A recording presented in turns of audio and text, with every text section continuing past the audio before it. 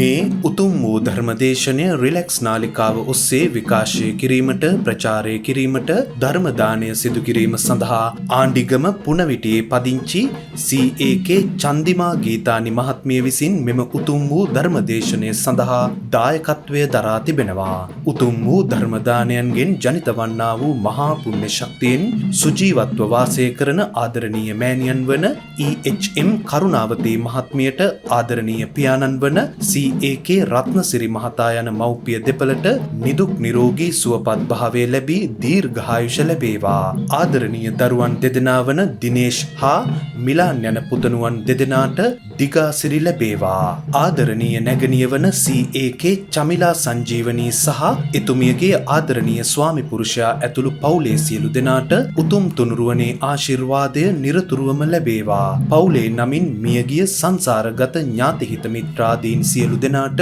මේ මහා පුණ්‍ය ශක්තිය අනුමෝදන් වී සසර දුක් කෙලවර වේවා. උතුම් වූ නිර්වාණ අවබෝධය ලැබීම පිණිසම හේතු වේවා.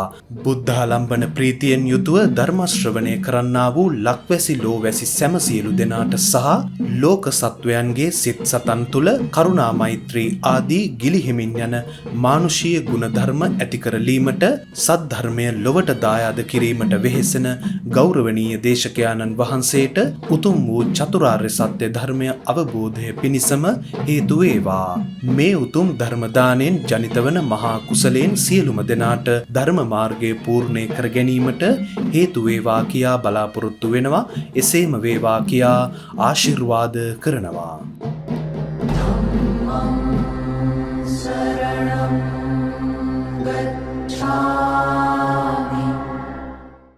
නමෝ තස්ස භගවතු අරහතු සබ්බ ධම්මේසු අප්පටිහත ඥානචාරස්ස දස බලධරස්ස චතු වේසාරජ්‍ය විසරදස්ස සබ්බ සත්තුත්තමස්ස ධම්මිස්සරස්ස ධම්ම රාජස්ස ධම්මස්සාමිස්ස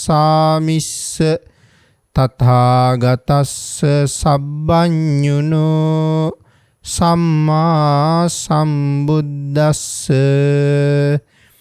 නමෝ තස්ස භගවතු අරහතු සබ්බ ධම්මේසු අප්පටිහත ඥානචාරස්ස දස බලධරස්ස චතු වේසාරජ්‍ය විසරදස්ස සබ්බ සත්තුත්තමස්ස ධම්මිස්සරස්ස ධම්ම රාජස්ස ධම්මස්සාමිස්ස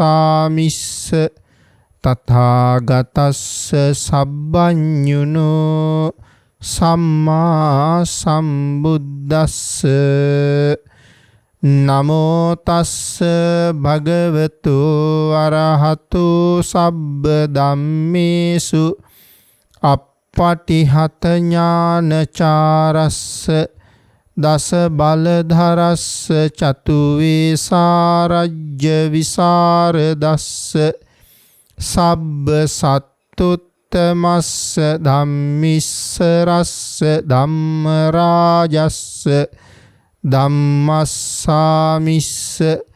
තථාගතස්ස සබ්බඤුනෝ සම්මා සම්බුද්දස්ස නමෝ තස්ස භගවතු අරහතු සබ්බ ධම්මේසු අප්පටිහත ඥානචාරස්ස දස බලධරස්ස චතු වේසාරජ්‍ය විසරදස්ස සබ්බ සත්තුත්තමස්ස ධම්මිස්සරස්ස ධම්ම රාජස්ස ධම්මස්සාමිස්ස තථාගතස්ස සබ්බඤුනෝ සම්මා සම්බුද්දස්ස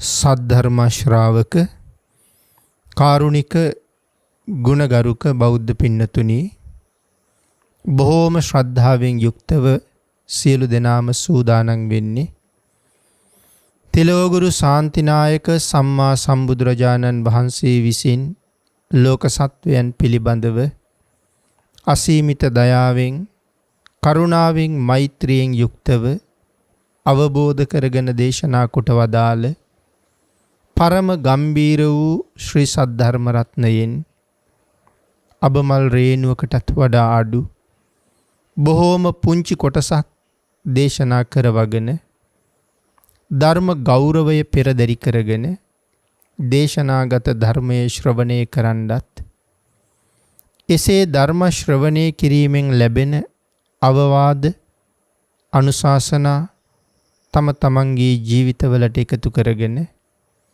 වඩාත් නිවැරදි මෙලව ජීවිතයක් සකස් කරගන්නත් ඒ තුලින් සුගතිගාමී වූ පරලොව ආයිති භවයකින් සැනසෙන්නත් අවසානයේ ප්‍රාර්ථනා කරන බෝධියෙන් සැප සහිත ප්‍රතිපදාවෙන් ඊ타ම ඉක්මන් භවයක ඊ타මත්ම කෙටි කාලයකින් උතුම් චතුරාර්ය සත්‍ය ධර්මය අවබෝධ කරගෙන සසරින් එතර වීමේ බලාපොරොත්තුවත් ඇතුවයි ධර්ම ශ්‍රවණය කරන්න සූදානම් වෙන්නේ. උතුම් සද්ධර්ම දානමය පින්කමත් සද්ධර්ම ශ්‍රවණානිසංසයත් ඒ උතුම් බලාපොරොත්තු ප්‍රාර්ථනා මුදුන්පත් කර ගැනීම සඳහාම හේතු වාසනා වේවා කියලා ප්‍රාර්ථනා කරමු. පින්නතුනි, අද ධර්ම දේශනාවේ මාතෘකාව හැටියට මම යොදා ගන්න කල්පනා කළේ උතුම් වූ මංගල සූත්‍රයේහි සඳහන් වන එක ගාථා රත්නයක්. තපෝච බ්‍රහ්මචරියංච අරිය සච්ඡාන දස්සනං නිබ්බාන සච්චි කිරියාච ඒතම් මංගල මුත්තමං. මේ ගාථා රත්නය තුල අන්තර්ගත මංගල කාරණා අතර එක කරුණක් තියෙනවා පින්නතුනි, බ්‍රහ්මචර්යාව කියලා. තපෝච බ්‍රහ්මචරියංච. මෙන්න මේ බ්‍රහ්මචර්යාව කියන මංගල කාරණාව පැහැදිලි කරන්න තමයි අද ධර්ම දේශනාව තුළින් බලාපොරොත්තු වෙන්නේ. පින්නතුනි, මොකක්ද මේ බ්‍රහ්මචර්යාව කියලා කියන්නේ? මේ වචනේ අපිට හොඳට අහලා පුරුදුයි. අපේ භාග්‍යතුන් වහන්සේ දේශනා කරපු ධර්මයේ තුල මේ බ්‍රහ්මචර්යාව කියන වචනයට තවත් කරුණු කාරණා කීපයක්ම සඳහන් කරලා තියෙනවා. විශේෂයෙන් පින්නතුනි, මේ බ්‍රහ්මචර්යාව කියන ශබ්දය දානය, මෛත්‍රිය, කරුණාව, මුදිතාව, උපේක්ෂාවාදී අර්ථ රාශියක් පැහැදිලි කරන බව ධර්මයේ සඳහන් කරලා තියෙනවා. ඊළඟට මෛතුන සේවනයෙන් වැළකීමත්, මහානදම් පිරීමත් මේ බ්‍රහ්මචර්යාව කියන අර්ථයෙන් හඳුන්වලා තියෙනවා. ඊට අමතරව පැහැදිලි කරනවා මේ මෛතුන සේවන සංඛ්‍යාත අබ්‍රහ්මචර්යාව. එතකොට අබ්‍රහ්මචර්යාව කියලා සඳහන් කළේ බ්‍රහ්මචාරී නොවන නිසා. අපි පන්සිල් වලට වඩා උසස් සීලයක් සමාදන් වෙනකොට කාමයේ සුමිච්ඡාචාරා වෙනුවට අබ්‍රහ්මචර්යා වේරමණී කියලානේ සමාදන් වෙන්නේ. එතකොට අබ්‍රහ්මචර්යා වේරමණී, අබ්‍රහ්මචර්යාවෙන් වැළකීමේ ශික්ෂාපදේ සමාදන් වෙමි. එතකොට අබ්‍රහ්මචර්යාවෙන් වැළකීම කියන කාරණාව සඳහන් කරාම බ්‍රහ්මචර්යාවේ යෙදෙනවා කියන කාරණාවයි ප්‍රකාශ කරන්නේ. එමනම් මෙතන සඳහන් කරනවා මෛතුන සේවන සංඛ්‍යාත අබ්‍රහ්මචර්යාව රාගාදී ක්ලේශයන්ට වසඟව සිටින ලෝක සත්වයාට ඊටාම උසස් ක්‍රියාවක් හැටියට තමයි හැඟෙන්නේ.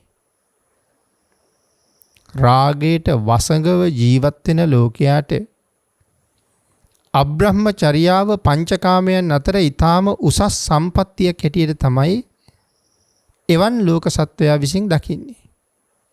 නමුත් පින්නතුනි බුද්ධාදී මහෝත්තමයන්න් වහන්සේලා මේ මෛතුන සේවනය කියන කාරණාව ඊටම පහත් ක්‍රියාවක් හැටියට තමයි දකින්නේ.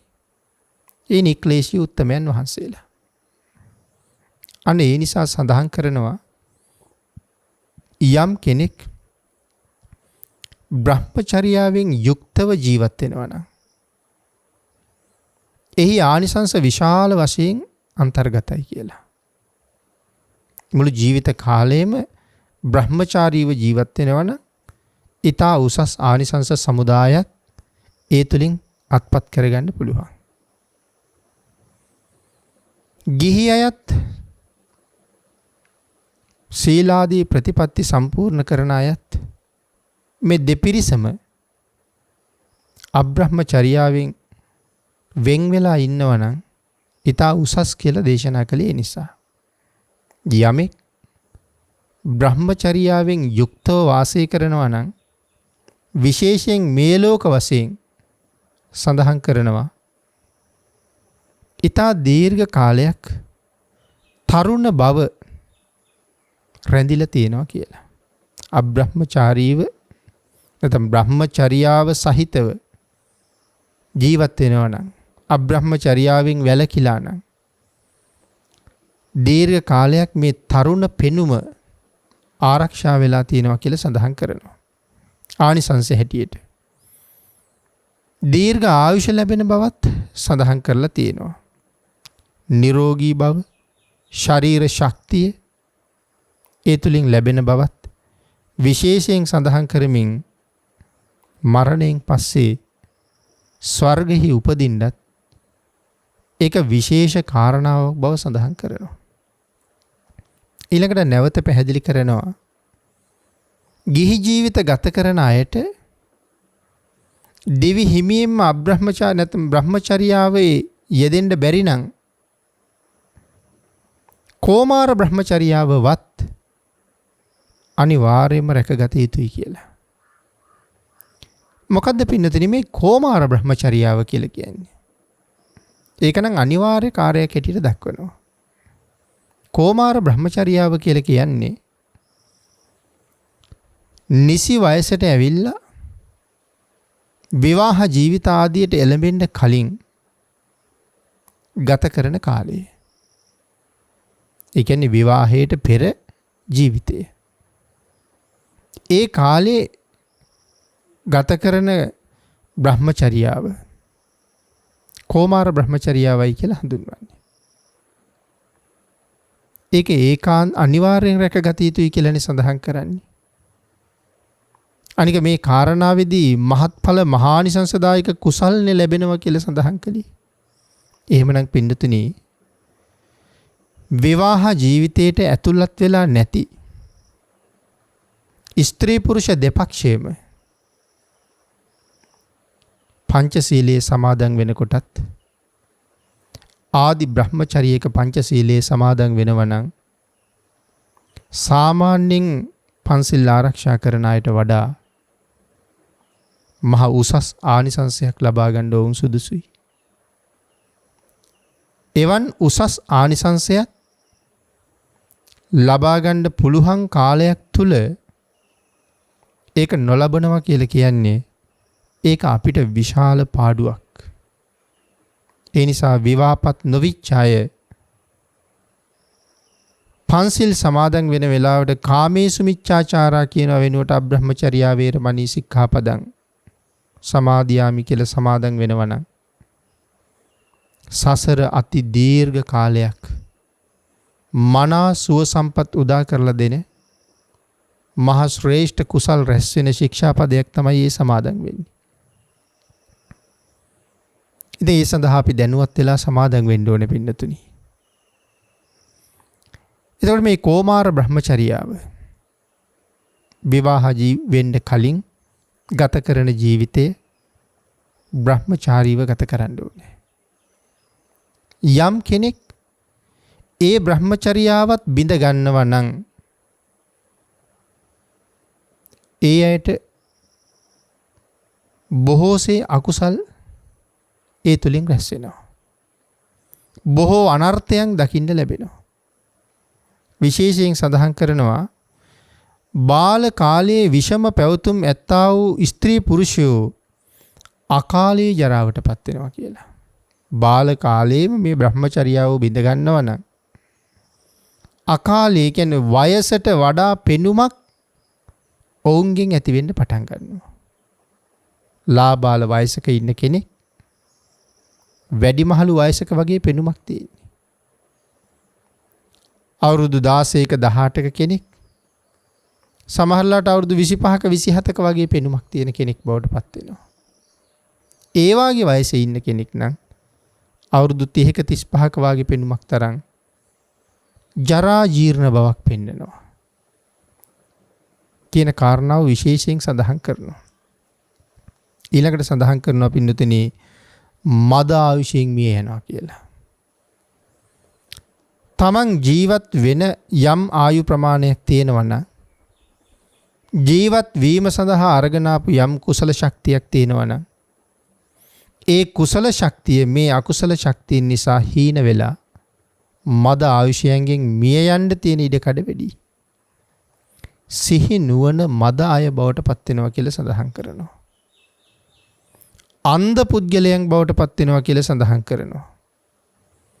කොර වෙච්ච කෙනෙක් පරංගි රෝග, ලාදුරු රෝග, ක්ෂය රෝග ආදී නපුරු රෝගයන්ට භාජනය වෙන ලෝකයට ඊටමත් අප්‍රිය පුද්ගලයන් බවට පත් වෙන්න තියෙන ඉඩකඩ බොහොම වැඩි කියලා සඳහන් කරනවා. අන්න ඒ නිසා පින්නතුනි සඳහන් කරනවා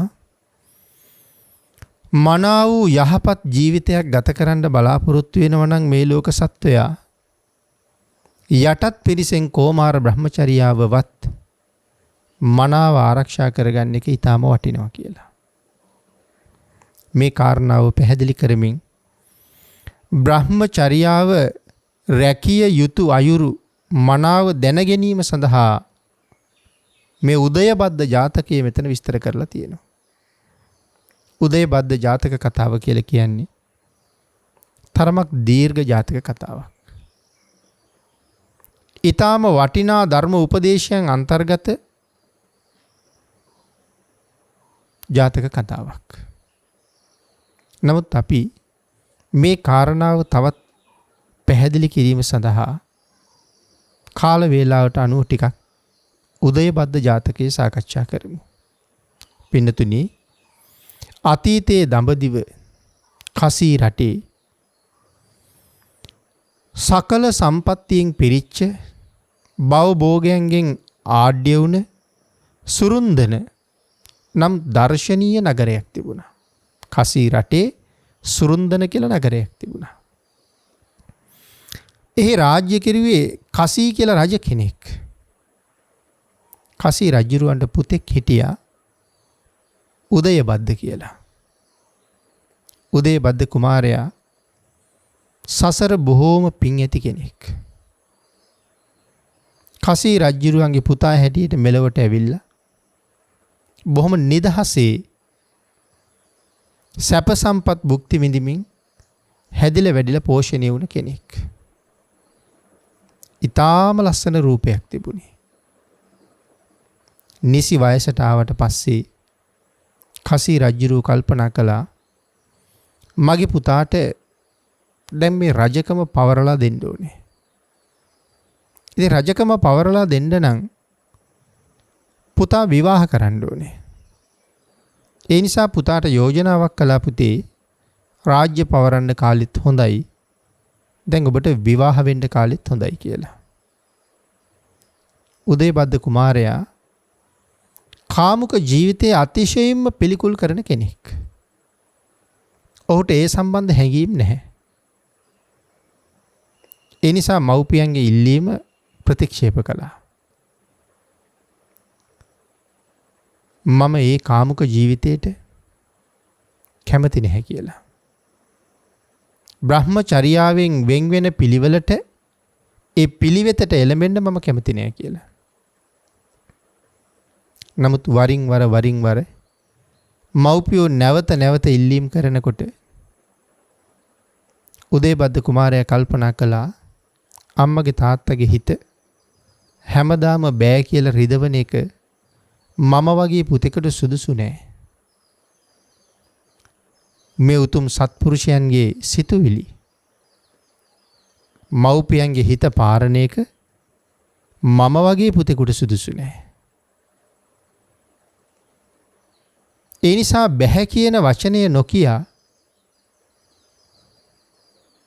වෙන උපායකින් මේ කාරණාවෙන් මග අරින්න ඕනේ.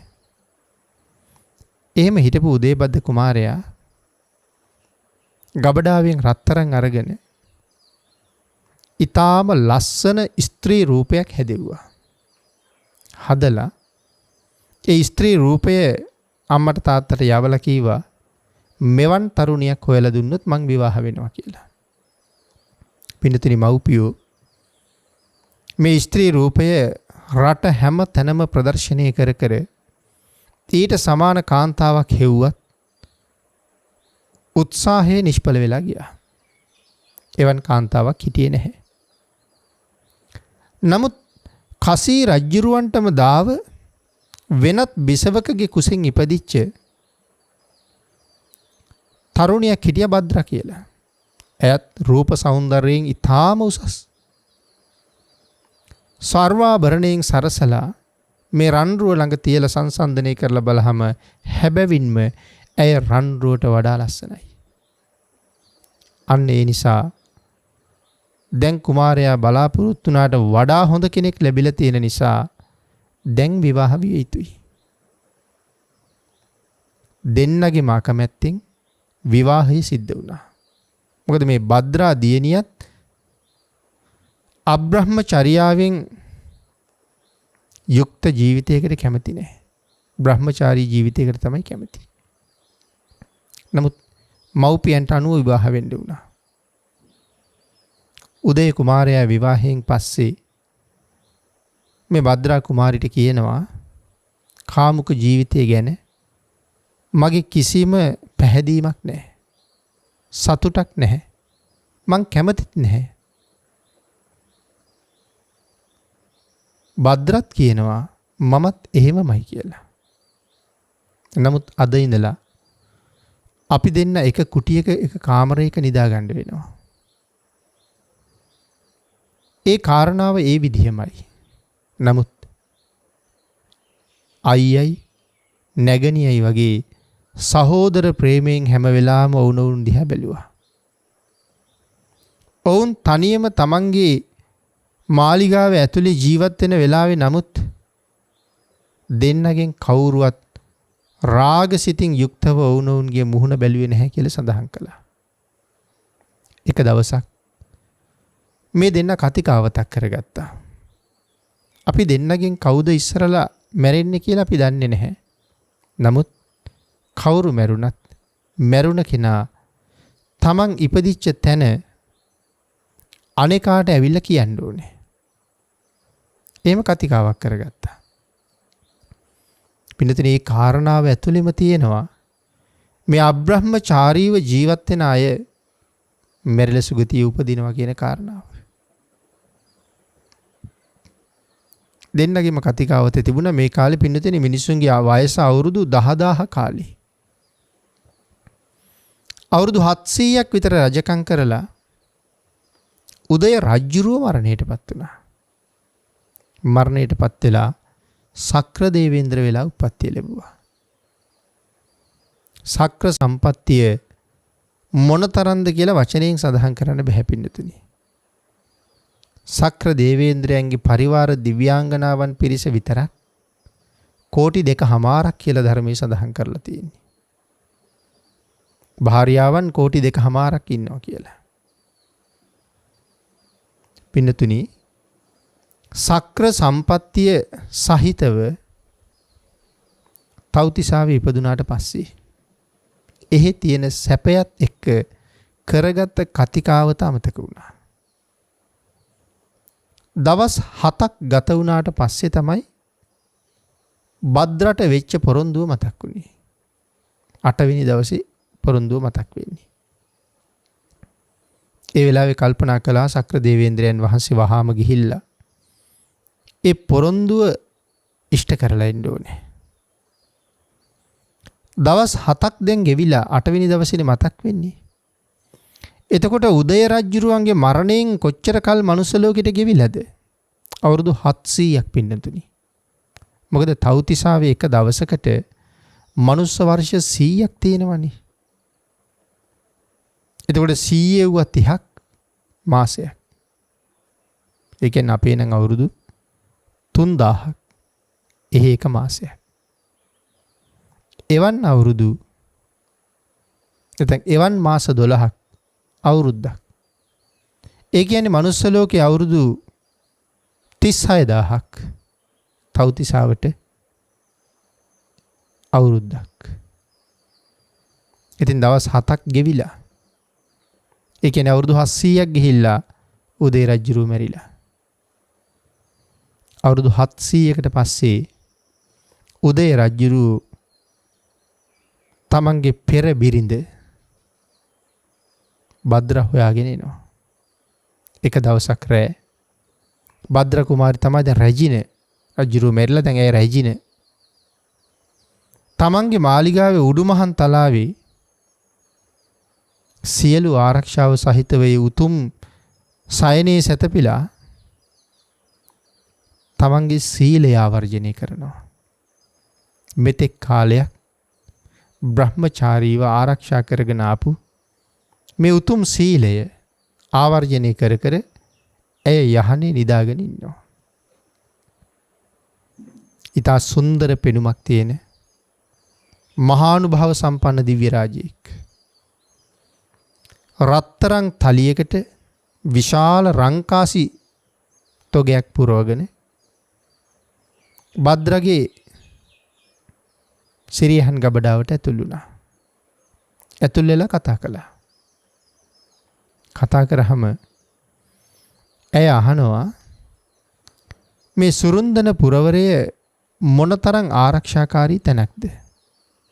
දියාගල්, මඩාගල්, දහස් ගණන් ආයුධ දරාගත යෝධ බටයෝ මේ නගරේ මුර කරනවා. මේ මාලිගාවත් මුර කරනවා. බාහිර කිසිම පුජ්‍යලයකට මොනම ආකාරයකින්වත් මේ රාජ්‍යයටවත් මේ මාලිගාවටවත් ඇතුල් වෙන්න පුළුවන්කමක් නැහැ. එවන් අවස්ථාවක මේ මාලිගාවේ 7 වෙනි මහලේ මගේ සිරියහනටම ආව ඔබ කවුද කියලා. ආව විතරක් නෙමෙයි ඇවිල්ලා යෝජනාවකුත් කරනවා. භද්‍රගේ රන්වන් වූ රූපය වර්ණනා කරලා සඳහන් කරනවා මට අද රාත්‍රියේ ඔබත් සමග මේ යහනේ සැතපෙන්න ඉඩ දෙන්න. මම මේකට තෑග්ගක් හැටියට මේ රන් බඳුනේ පුරවලා තියෙන රංකාසි ඔබට දෙනවා කියලා. ඒ සඳහන් කළා රන් කාසි නෙමෙයි මොන කාසි අරගෙන ආවත් මගේ උදය රජතුමා හැර මම වෙන කිසි කෙනෙක් ප්‍රාර්ථනා කරන්නේ නැහැ කියලා. ඒ ප්‍රකාශයෙන් ඔහු අතුරුදහන් වෙලා යනවා. නැවත පහුවදත් එනවා. පහුවදා එන්නේ පින්නතනි රිදී බඳුනකට රංකාසි පුරවගෙන. භද්‍ර දැක්ක පහුවදත් ඇවිල්ලා ඉන්නවා. තාම සුන්දර රූපයක් මේන පුද්ගලයාට තියෙනවා. කලින් දවසේ මතක් කරනවා හැබැයි මම දෙවියෙක් මේ මුරකාවල් මට බාධාවක් නැහැ කියලා. භද්‍ර දෙවෙනි දවසේ කල්පනා කළා අද කතා කළොත් මොහු හෙටත් අනිවාර්යෙන්ම එනවා. එහෙනම් මම අද කතා නොකරම ඉන්න ඕනේ කියලා කතා කරේ නැහැ. ඒ කාරණාව සක්දේවිඳුට තේරිච්ච නිසා එහෙම්ම අතුරුදහන් වුණා. පහුවදා ලෝහ බඳුනකට රංකාසිත් පුරවගෙන නැවතත් භද්‍රගේ සිරියහනට ඇතුල් වුණා. භද්‍ර මේ ඇතුල් වෙච්ච කෙනා දිහා බලහම ඔහුගේ අතේ තියෙන තෑගි පාර්සලේ පළවෙනි දවසේ රත්තරන් බඳුනක රංකාසි, දෙවැනි දවසේ රිදී බඳුනක රංකාසි, තුන්වෙනි දවසේ ලෝහ බඳුනක රංකාසි. භද්‍රට hina ගියා. මේ දෙවියා අහනවා ඇයි ඔබ hina වෙන්නේ මම දිහා බලලා? ඇය සඳහන් කරනවා ඔබ දෙවියෙක් වුණත් මහ මෝඩයෙක් කියලා තමයි මට හිතෙන්නේ. ඇයි ඒ කියලා ඇහුවා. ඇය සඳහන් කරනවා මේ ලෝකෙ මිනිස්සු යම් ස්ත්‍රියකගේ හිත දිනා ගන්න යනකොට පළවෙනි දවසේ ඇය අකමැති වුණොත් ඔහු දෙවෙනි දවසේ ඇය මුණ ගැහෙන්න යනකොට පළවෙනි දවසේ ගෙනාවු තෑග්ගට වඩා වටිනා තෑග්ගක් තමයි දෙවෙනි දවසේ ගේන්නේ. දෙවෙනි දවසෙත් ඇය එහෙම් මෙහෙන් කියලා මගෑරියොත් තුන්වෙනි දවසෙත් ඔහු හම්බෙන්න එනවා නම් අනිවාර්යෙන් පළවෙනි දවසෙත් දෙවෙනි දවසෙත් ගෙනාපු තෑග්ගට වඩා තවත් වටින තෑග්ගක් තමයි අරගෙන එන්නේ. ඒක තමයි මනුස්ස ලෝකේ හැටි. ඉතින් ඔබ පළවෙනි දවසෙත් ආවා. මම ඔබේ යෝජනාවට අකමැති වුණා. දෙවෙනි දවසෙත් ආවා. මම ඔබ එක කතා කළෙත් නැහැ. ඔබ තුන්වෙනි දවසටත් ඇවිල්ලා. තුන්වෙනි දවසේ එනකොට ඔබ අරන් ආපු තෑග්ග පළවෙනි දවසටත් වඩා දෙවෙනි දවසටත් වඩා හුඟක් බාලයි. පළවෙනි දවසේ ඔබ ගෙනාවේ රත්තරන් බඳුනක රංකාසි. දෙවෙනි දවසේ ඔබ ගෙනාවේ රිදී බඳුනක රංකාසි. අද වෙනකොට ඒක ලෝහ බඳුනකට බැහැලා. ඉතින් පුළුවන් වෙයිද ඒ කාන්තාව ඔබ බලාපොරොත්තු වෙන තැනටපත් කරගන්න? ඒ වෙලාවේ මේ දෙවියා සඳහන් කරනවා ඔබ කියන්නේ මම මෝඩයෙක් කියලාද? මට හිතෙන්නේ නැහැ එහෙම.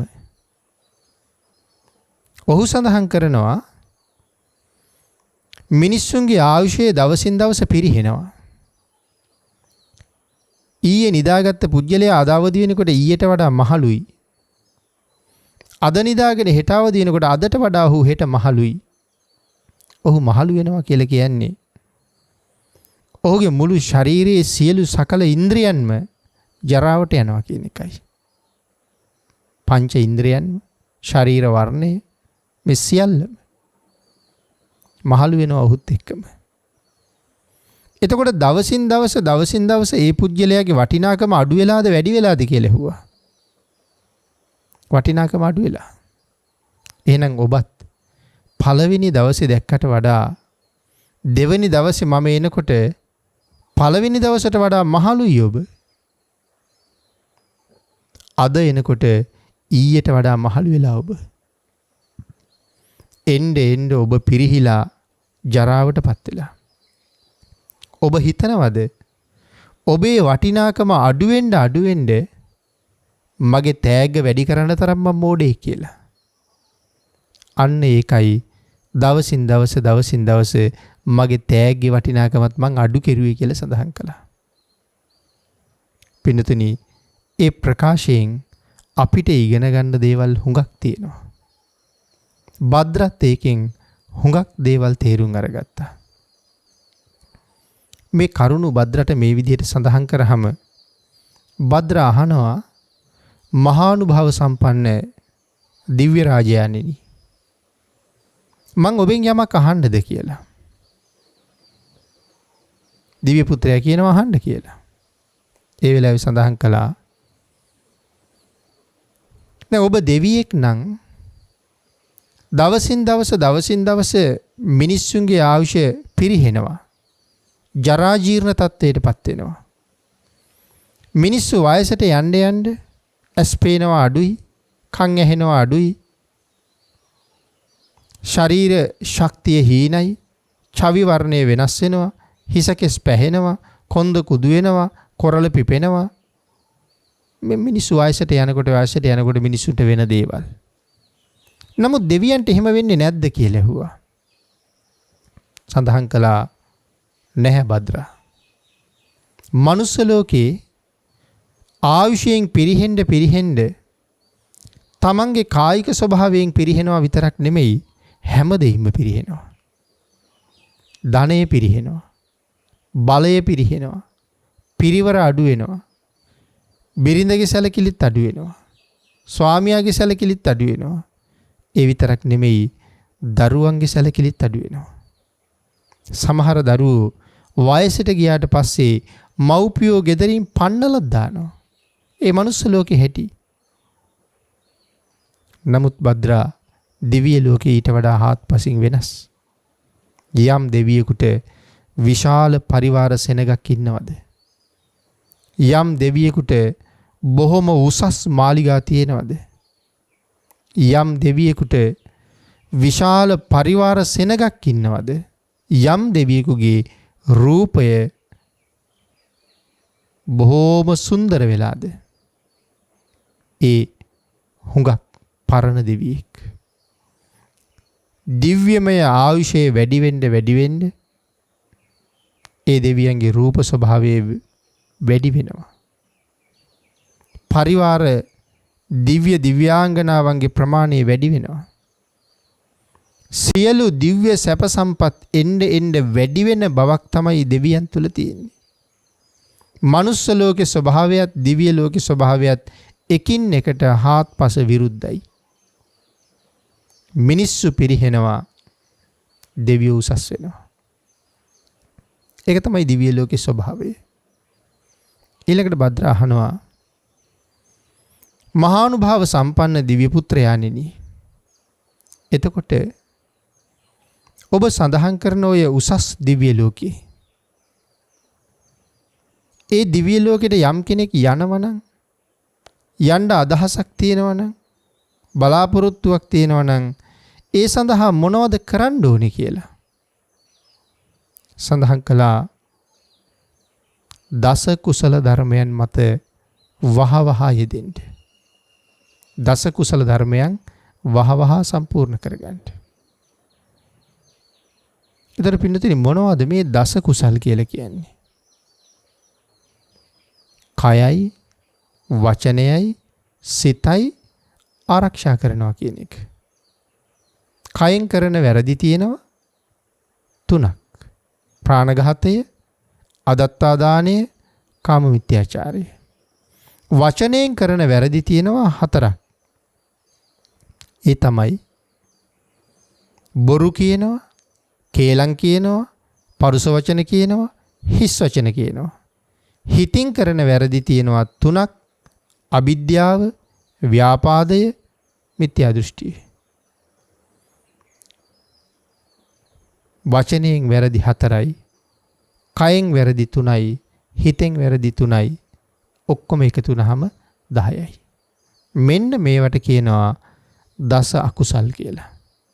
එහෙනම් භද්‍රට උපදෙස් ලැබෙනවා දස අකුසලයෙන් වළකින්න. නිරන්තරයෙන් දස කුසල ධර්මයන් මත පෝෂණය වෙන්න යෙදෙන්න. දස දාන වස්තුව සම්පූර්ණ කරගන්න. සතර සංග්‍රහ වස්තුවෙන් යුක්ත වෙන්න. මේ ආදී වශයෙන් මනුලව කළ යුතු කළ හැකි මේ උසස් ගුණධර්ම සම්පූර්ණ කරගන්නවා නම් යම් කෙනෙක් මරණයෙන් පස්සේ ඔහු ඒකාන්තයෙන් සුගතිගාමී වෙලා ඉපදෙනවා. භද්‍රා මේ තමයි ඒ දෙව්ලොවට එන මග. දිව්‍ය රාජයා සඳහන් කරනවා, භද්‍රාවිනි, ඔබට තියෙන ඊටාම සුන්දර රූපයක්. භද්‍රාවිනි, ඔබට තාමත් මනා වූ තරුණ රූපයක්, තරුණ බවක්, තරුණ වයසක් ඔබට තියෙන්නේ. නමුත් භද්‍රා දවසින් දවස ඔය සුන්දර රූපය වර්ධනය වෙනවා නෙමෙයි භද්‍රා. දවසින් දවස ඔය රූපේ පිරිහෙනවා. දවසින් දවස ඔබේ වයස ගිලිහෙනවා මිසක්, ඔබේ ආයුෂ පිරිහෙනවා මිසක්, ඔබ ආයුෂයෙන් වැඩෙනවා නෙමෙයි භද්‍රා. ඊයට වඩා ඔබ අද මහලුයි. අදට වඩා ඔබ හෙට මහලුයි. මේ සතියට වඩා ලබන සතියේ මහලුයි. මේ අවුරුද්දට වඩා ඊළඟ අවුරුද්දේ මහලුයි. මේ උපන්දිනේ ඉඳලා ඊළඟ උපන්දිනේට යනකොට ගිය අවුරුද්දේ උපන්දිනේ හිටපු කෙනාට වඩා අවුරුද්දකින් මහල්ලෙක් තමයි ඊළඟ උපන්දිනේට යන්නේ. මහලු වෙච්ච කෙනෙක්. එහෙනම් දවසින් දවස මනුලව ආයුෂයත් එක්ක සියල්ලම පිරිහෙනවා. මිනිස්සු ආයුෂයෙන් පිරිහෙන්න මිනිස්සුන්ගේ කායික ශක්තිය හීන වෙනවා. කායික ශක්තිය හීන වෙනකොට මිනිස්සු කරපු වැඩ මිනිස්සුන්ට කරන්න බැරුව යනවා. මිනිස්සුන්ට පිහිටට කවුරුවත් නැහැ. තමන්ගේ පිහිට තමන්මයි. කොයිතරම් ආරක්ෂකව හිටියත්, කොයිතරම් සේවක සේවිකාවෝ හිටියත්, කොයිතරම් දුවා දරුවෝ හිටියත් ඒ කාගෙන්වත් පිහිටක් නැහැ. මරණ මංචකයේ අසරණ වෙනකොට ඒ කාටවත් බෑ මගේ ජීවිතෙන් ටිකක් දෙන්නම් තව ටිකක් ජීවත් වෙන්න කියලා කියන්නේ. ඒ කාටවත් බෑ ඔබ ජීවත් වෙන්න ඔබ යන තැනට මම යන්නම් ඔබ ඉන්න කියලා කියන්නේ. ඒ කාටවත් බෑ ඔබට ඔය තියෙන ශාරීරික වේදනාවෙන් ටිකක් අපිට බෙදලා දෙන්න තාත්තේ කියලා දරුවෝ කාටවත් ඒ වේදනාව ඉල්ලගන්න බෑ.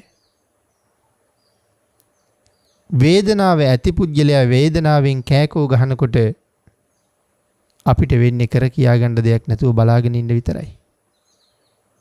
භද්‍රා ඔබ වහාම මේ තරුණ වයස තියෙන වෙලාවේ ධර්මයේ හැසිරෙන්න.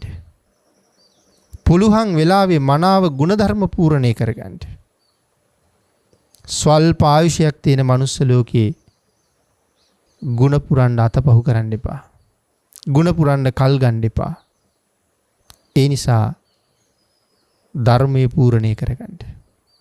මේ විදිහට උපදෙස් දෙනකොට භද්‍ර අහනවා මහානුභාව සම්පන්න දිව්‍ය රාජයාණෙනි, මට අම්මා කෙනෙක් වාගේ, මට තාත්තා කෙනෙක් වාගේ මනුස්ස ලෝකේ තියෙන දුක පෙන්නලා, මිනිස් ලෝකේ තියෙන નિසරු බව සහ අල්පායුෂ්ක බව පෙන්නලා, ධර්මයේ හැසිරලා දෙව්ලොවේ එන්න පාර කියලා දෙන සත්පුරුෂයන්ෙනි, ඔබ කවුද කියලා ඇහුවා. ආන් ඒ වෙලාවේ මේ මහානුභාව සම්පන්න දිව්‍ය පුත්‍රයා සඳහන් කරනවා භද්‍රාවෙනි, මේ ආත්මයට කලින් ආත්මේ ඔබේ ස්වාමියා උදේබද්ද. ඒ ස්වාමියායි ඔබයි අතර කතිකාවතක් තිබුණා. ඔබ දෙදෙනාගෙන් කවුද ඉස්සරලා මැරෙන්නේ? අපි දෙන්නගෙන් කවුද ඉස්සරලා මැරෙන්නේ?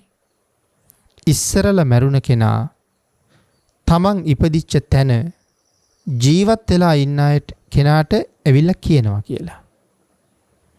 භද්‍රාවිනි, මම වෙන කවුරුවත් නෙමෙයි. මම තමයි උදේබද්ද. භද්‍රාවිනි, මම තමයි ඔබේ ස්වාමි පුරුෂයා. මම වෙච්ච පොරොන්දුව ඉෂ්ට කරලා යන්නයි මේ ආවේ. භද්‍රාවිනි, මම තව්තිසාවේ සක්‍ර දේවේන්ද්‍ර වෙලා ඉපදිලා ඉන්නවා.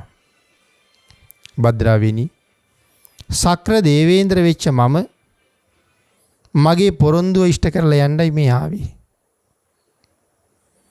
භද්‍රාවිනි, මගේ පොරොන්දුව මං සම්පූර්ණ කළා. එහෙම කියලා සක්‍ර දේවේන්ද්‍රව අතුරුදහන් වුණා. භද්‍ර සඳහන් කළා, භද්‍ර තීරණය කළා, මගේ ස්වාමියා සුගතියේ ඉපදිලා වෙච්ච පොරොන්දුව මට ඇවිල්ලා මතක් කරලා ගියා. එහෙමනම් මම වහාම මේ රාජ්‍ය අත්හැරලා මාත් යා යුතුයි ගුණ පුරන්න. මම මෙහින් අතුරුදහන් වෙලා නැත්තම් මෙහින් මරණයටපත් වුණාට පස්සේ මගේ ස්වාමියා සොයාගෙන යා යුතුයි. එහෙම හිතලා පහුවදා උදේ තමන්ගේ රාජ්‍ය අමාත්‍යවරුන්ට කතා කරලා තමන්ගේ කාරණාව උන්ට කියලා රාජ්‍ය උන්ට බාර කරලා ඉතා සුන්දර වනලැහැබක ආරක්ෂාකාරීව ඍෂි ප්‍රෞජ්‍යාවෙන් පැවිදි වෙලා දීර්ඝ කාලයක් දිව්‍ය රාජයා සඳහන් කරපු විදිහට දස අකුසලයෙන් වැළකීලා දස කුසල ධර්මයන් සම්පූර්ණ කරමින් සතර සංග්‍රහ වස්තුයෙන් පොහොසත්ව දාන ආදී පින්කම් කරලා මනා උසස් සිල් ගුණ ආරක්ෂා කරලා මරණයෙන් පස්සේ තව්තිසාවට ගිහිල්ලා සක්‍ර දේවේන්ද්‍රයන් වහන්සේගේ දිව්‍යාංගනාවන් අතරේ උපදින්න භද්‍රාවටත් හැකියාව ලැබුණා. පින්නතුනි මේ ධර්ම කාරණාව ඉතා කෙටියෙන් අපි මේ විදිහට සඳහන් කළා. විශේෂයෙන් බ්‍රහ්මචාරී ජීවිතයක් ගත කරන කෙනෙක් මෙලවදී ලබන ආනිසංස පරලෝදී ලබන ආනිසංස ඉතා විශාලයි. මෙලව ලබන ආනිසංස සමුදායෙන් යම් ප්‍රමාණයක් අපි සිහිපත් කළා. පරලොව සුගතිගාමි වෙලා උපදින්නත් බොහෝ සම්පත් ලබන්නත් ඒක විශේෂ හේතුවක්. ඒ නිසා අකුසල චෛතසිකයන් පෙරදරි කරගත්ත කාමභෝගී ජීවිතයේ ගිහි ජීවිත ගත කරන අයට ਸਰව සම්පූර්ණයෙන්ම තහනම් කරලා නැතත් සීමා මායින් පෙන්නලා තියෙනවා මේ සීමාවෙන් ඔබට යන්න එපා කියලා. මේ බ්‍රහ්මචර්යාවත් එහෙමයි. ගිහි ජීවිත ගත කරන අය මෛතුන සේවනෙහි යෙදෙනවා. ලෝක චාරිත්‍රයක් එහෙම තියෙනවා.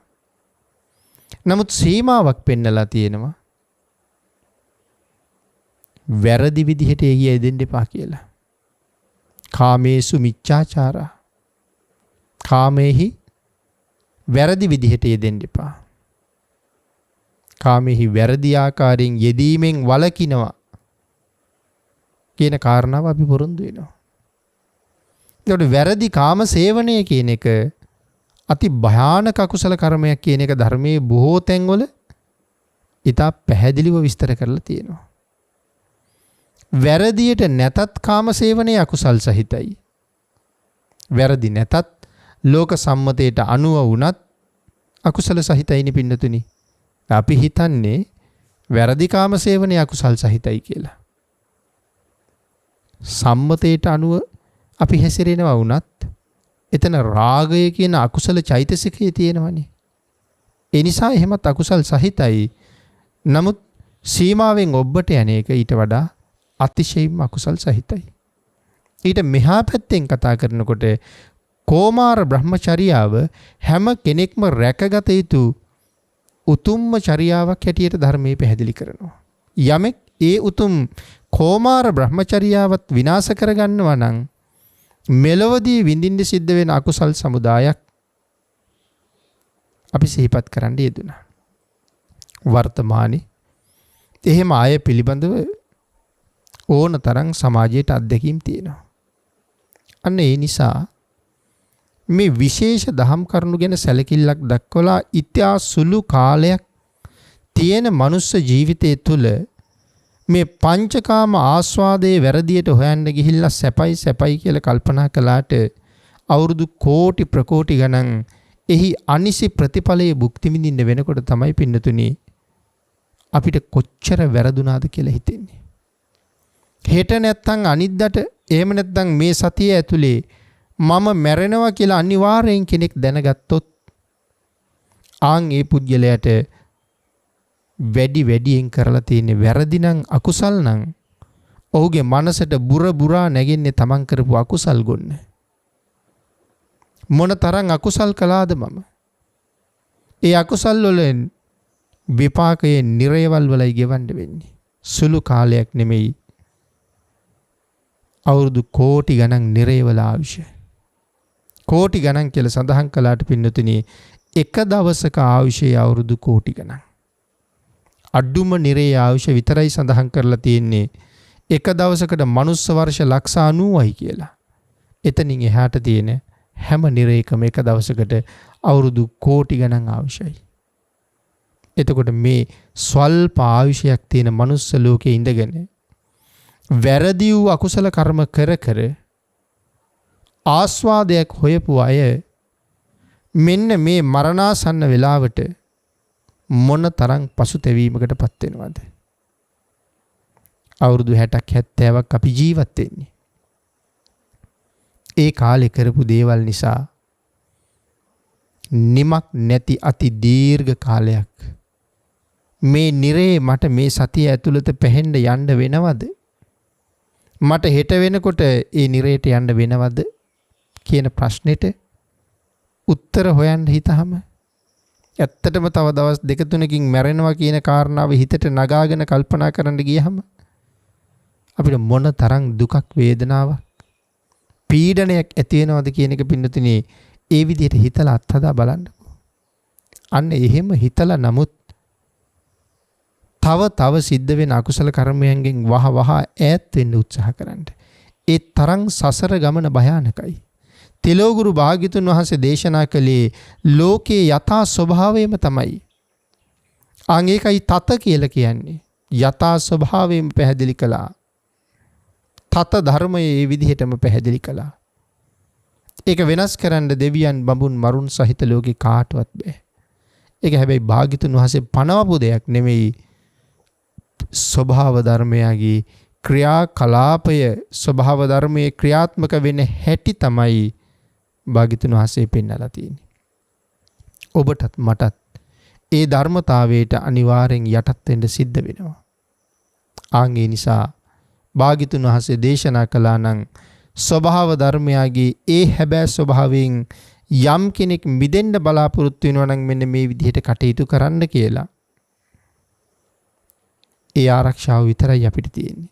ඒ නිසා භාග්‍යතුන් වහන්සේට පිටුපාන්නේ නැති යම් සත්වයෙක් ඉන්නවද? ඔවුන් මේ ලෝකේ ආරක්ෂාකාරී, අනික් හැම දිනම අනාරක්ෂාකාරී අය. මේ ආරක්ෂාව අපිට හදලා දෙන්නත් බුදුරු ලෝකේ හැමදාම නැහැ පින්නතුනි. අපි හැම කාලෙකම බුද්ධාන්තරයක විතරක් ඉපදිනවත් නෙමෙයි. අබුද්ධෝත්පාද කාලයක ඉපදිලා මේ මොකවත් නොදෙන සත්තු වාගේ අපි ජීවත් වෙනවා. නමුත් ලැබිච්ච මේ ශ්‍රේෂ්ඨ අවස්ථාවෙන් මනා ඵල නෙලා ගන්න රත්නත්‍රේ අනන්ත ආශිර්වාදයෙන් ඔබට ශක්තිය, ධෛර්යය, වාග්ය, වාසනාව උදා වේවා කියලා ආශිර්වාද කරනවා. ආකාශට්ඨා ච බුම්මට්ඨා දේවා නාග මහිද්దికා පුඤ්ඤන්තං අනුමෝදිත්වා චිරං රක්칸තු ලෝක සාසනං දේවෝ වස්සතු කාලේන සස්ය සම්පatti හේතුච පීතෝ භවතු ලෝකෝ ච රාජා භවතු ධම්මිකෝ.